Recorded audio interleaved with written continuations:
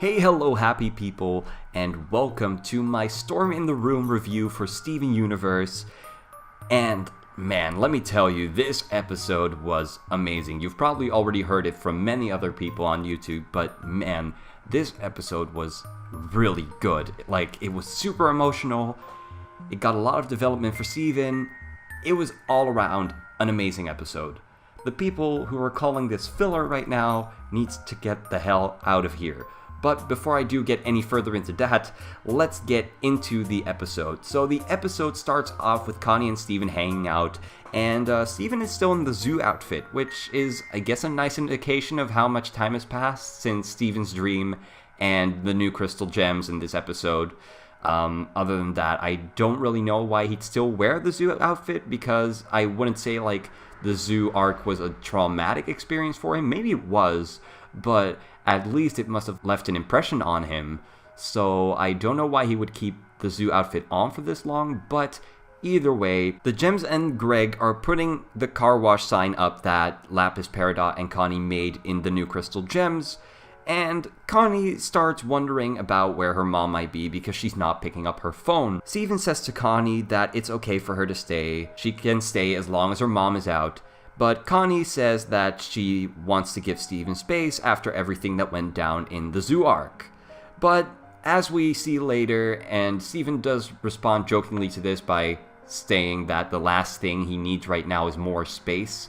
But we really do see later that Steven doesn't want space, he wants people by his side at this moment. But Connie and Steven continue, and they're playing a game, a word game, and Connie gets more and more nervous as the time goes on, and you even see her making up worst case scenarios through the word game, which really does show how much she cares about her mom and how she reacts when things aren't going as she expects them to, or when she gets worried, which is nice development on Connie's part. It's nothing too major, but it's still, a nice small touch. But what you do see, which is also a nice touch, is when Steven tells her that she must be really worried about her mom. Connie says yes, like she always picks up her phone and this and that. And then Connie uses the technique that Garnet learned her in Mindful Education to calm down, which is a nice touch, nice continuity. I really like that. But either way, after a bit, Connie's mom comes in, and it turned out she just had to work a bit longer, and her phone died because she thinks one of her patients stole her charger, which is, the regular stuff. It happens.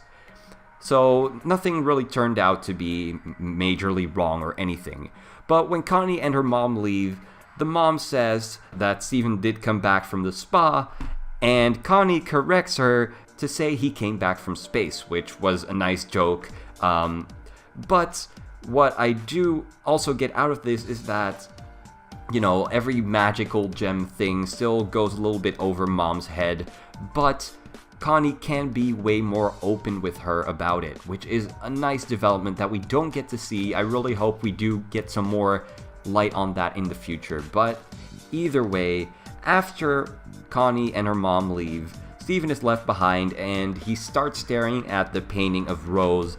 And after that, he goes to the bathroom, starts up the shower, and he takes off the zoo outfit and the earrings, which is interesting because I didn't think the earrings would come off as easily, but they did. He could just click them off and he put them on the sink and everything went fine, which is interesting.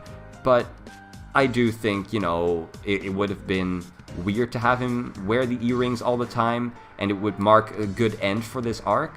So I do think it's a little bit symbolic for how this arc has ended, which is nice, I guess. Later, Steven comes back in his normal clothes in the living room, and he makes some mac and cheese, and he sits down and looks at Rose's painting again.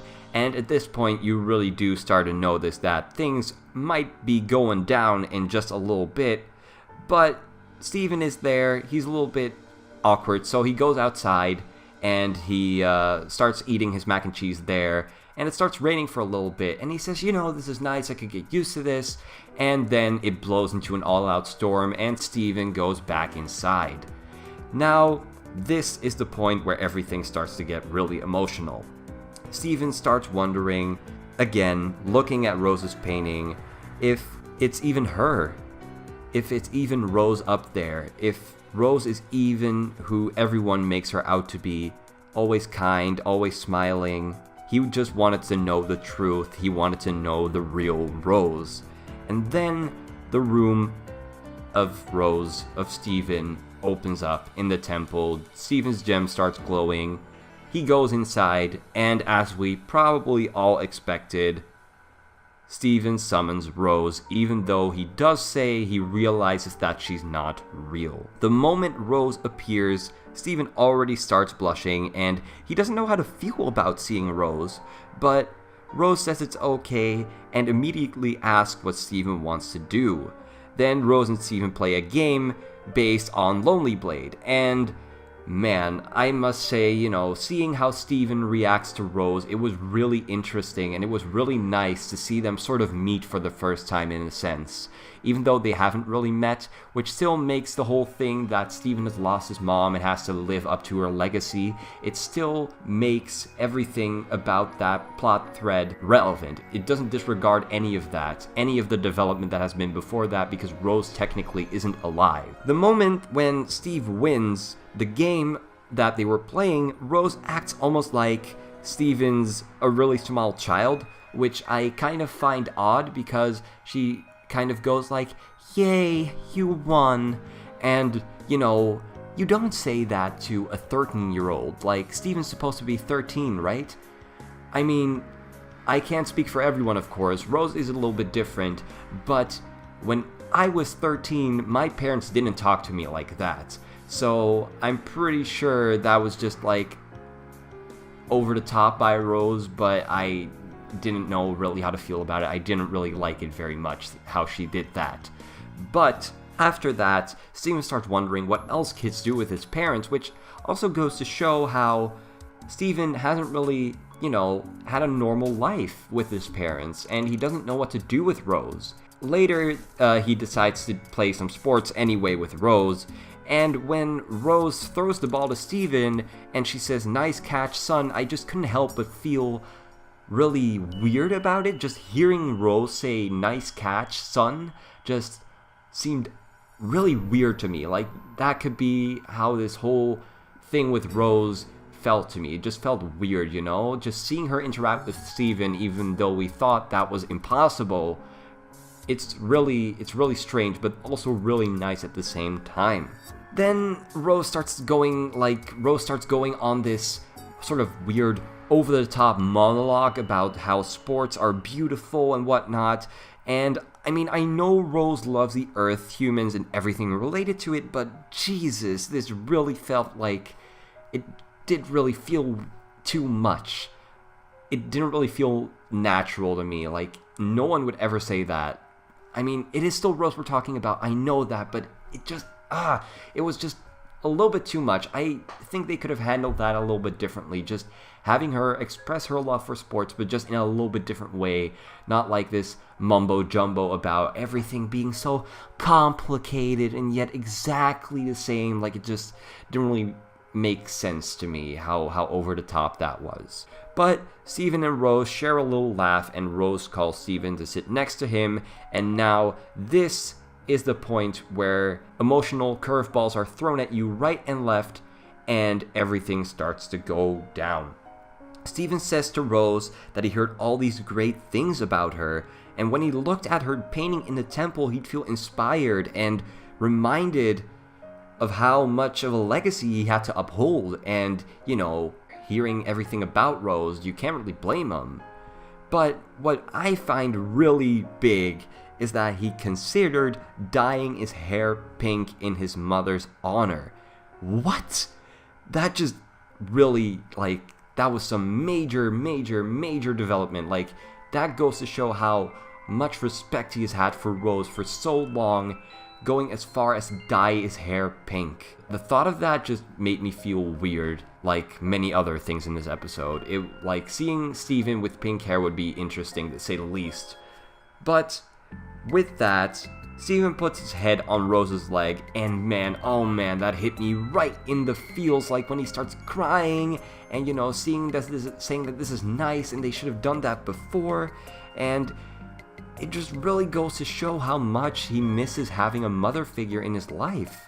It's just so powerful, man. Like, I feel like people who've had trouble with their parents can really relate to this episode, which I find really, really nice, because I know people that have had a lot of struggles with their parents, and I feel like they could really, really use this episode as kind of a reminder, like, you know, you're not the only one out there, which I find really, really nice. Now, because it's the first time that Steven and Rose met, Steven wants to take a selfie with her, and when he does try to do that, everything turns out to be black around him. It's just a black void, no Rose, no clouds, no room, no nothing, just Steven.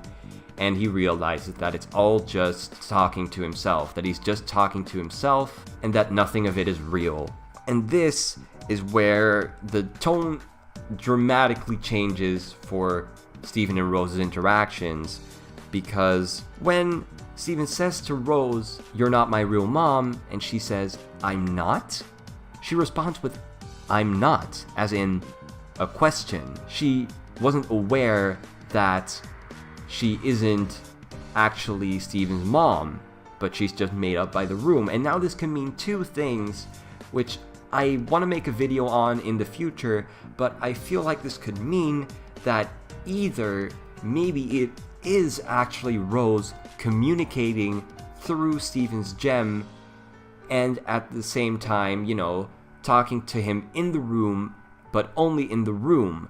So, you know, they can't interact anywhere else, but Steven just doesn't know. What I also think might be the case that, you know, the room Rose just isn't aware that she isn't real, and she's real for as far as she's concerned. And this, man, now the art starts dramatically changing.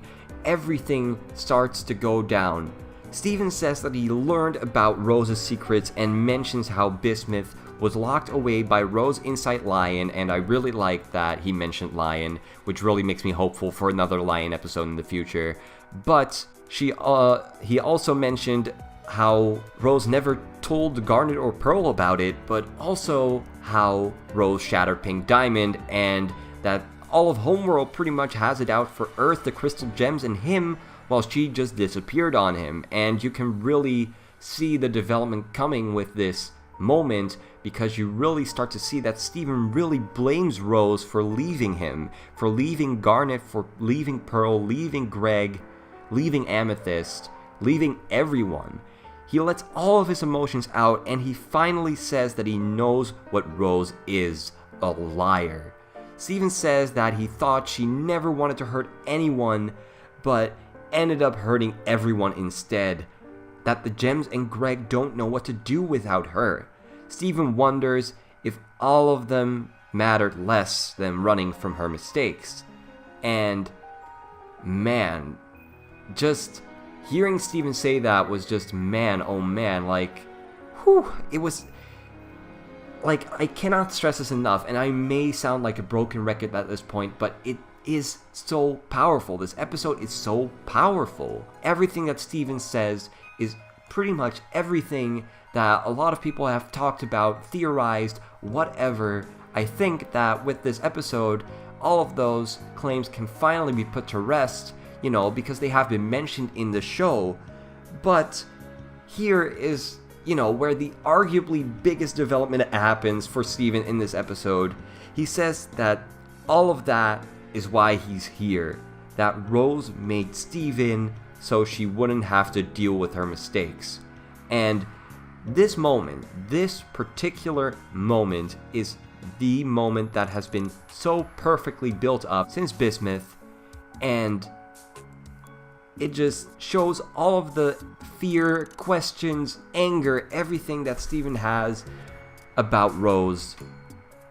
And man, oh man, just the amazing music and art in this episode make this moment spring out that much more. And Rose finally mentions to Steven the tape that she left Steven, and she asks if Steven thought that what she said in the tape was a lie, and Steven responds by saying that he doesn't think that it's a lie, and he thinks that she meant it.